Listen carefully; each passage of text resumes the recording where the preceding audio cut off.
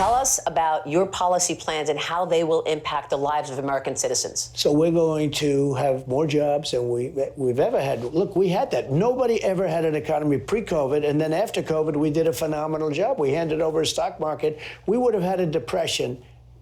I believe if I wasn't president, a couple of people are saying this very strongly now, we would have had a depression like in 1929.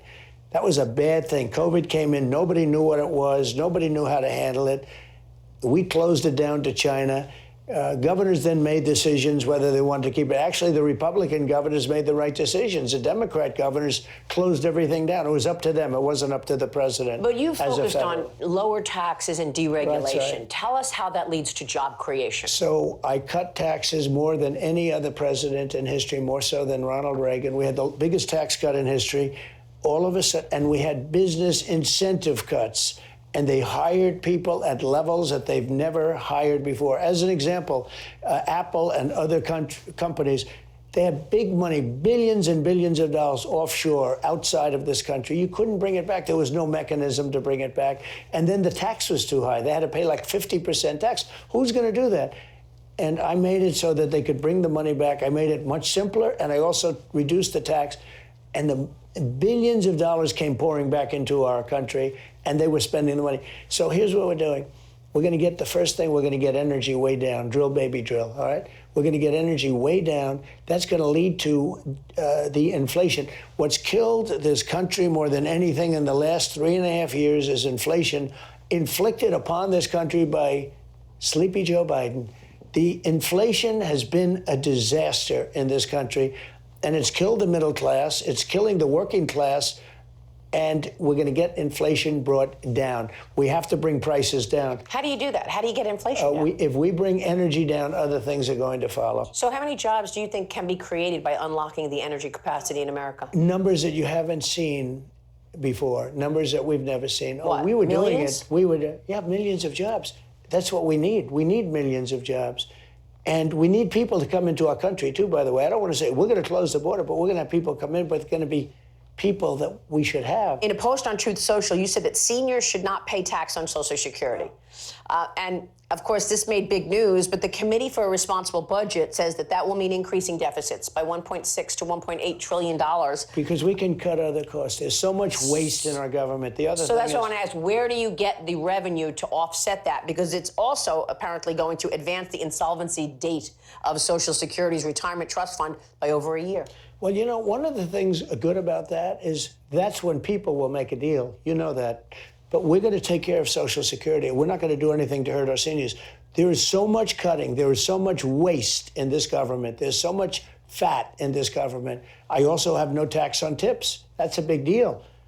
Are you going to make that an official line item in your economic plans? Yes. No tax on tips? No tax on tips. Very simple. Okay. No tax. What about the debt? I mean, you know, with no taxes on Social Security, no taxes on tips. I mean, when does $35 trillion in debt become an emergency? We are going to, you know, we were at a point, we were doing so well prior to COVID, just prior to COVID, we were going to start reducing debt, and we were going to start reducing taxes still further.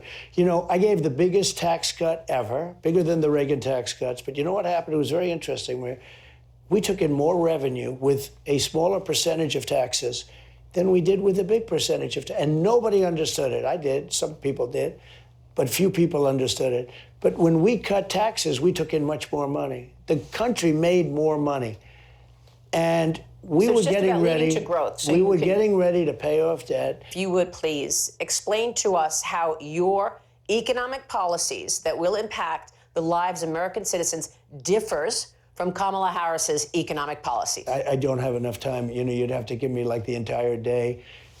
We're going to, number one, base it very strongly on energy. We have more energy. We have more liquid gold, as I call it, under our feet than Saudi Arabia, than Russia, than anybody. We're going to be energy dominant. We're going to make a fortune. We're going to supply it all over Europe, all over the world. We're going to be double and triple what they're doing.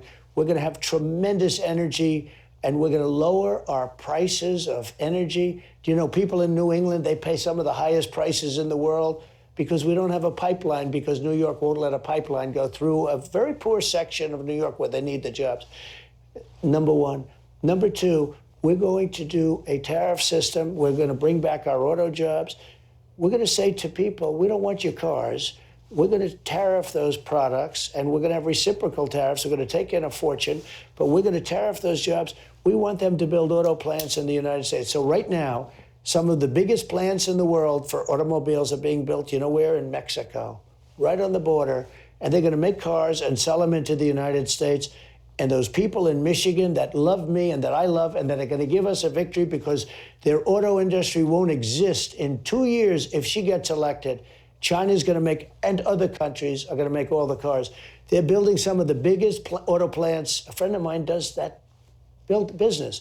I said, I want to see a great auto plant. He says, you'll have to come to Mexico. Why? Because we're not building the big ones in the United States. And you will build them here. The biggest in the world, and we're going to have all of our people operating. And we're not going to let people come to build them in Mexico and build cars and sell them in the United States. Won't it be more expensive? And close up Michigan and South Carolina and other places. Won't it be more expensive if you're No, doing it'll it be here? no, it won't be. It'll be great. It'll be unbelievable. And by the way, when you add it all up, including the taxes and everything else, we're going to create jobs like you've never created before. If you look at auto manufacturing, it's down 64% from its high, number of jobs and everything else. But we used to be the world manufacturer. And every year it gets eaten away. And a big factor is Mexico. Mexico stole 32% of our auto manufacturing. We're going to say, you want to do that? We're putting tariffs on your cars coming in. You take those brilliant people that own these factories, they got to build in the United States, and they have to hire U.S. workers. And whether it's union or non-union, look, the United Auto Workers, I know them very well. They vote for me. They have a stupid person leading them, but they vote for me. They're going to love Donald Trump more than ever before. We're going to create in that area, the most traditional area, we're going to have more auto jobs than we've ever had. We're bringing back the automobile industry. And we're going to do that with tariffs. We're going to do that by saying we're not going to accept. You know, I put the tariffs on Chinese cars. You know that. Now, Biden wants to take the tariffs off of Chinese cars. He wants to just tax the electric car. That's not good enough. So we're going to have more auto production in the United States than we've ever had before, and it's going to happen very fast. So this will be the first 100 days? I'll get that done in less than 100 days. I'll get that done in the first 2 weeks. My thanks to President Donald Trump. Stay with us for more from President Trump.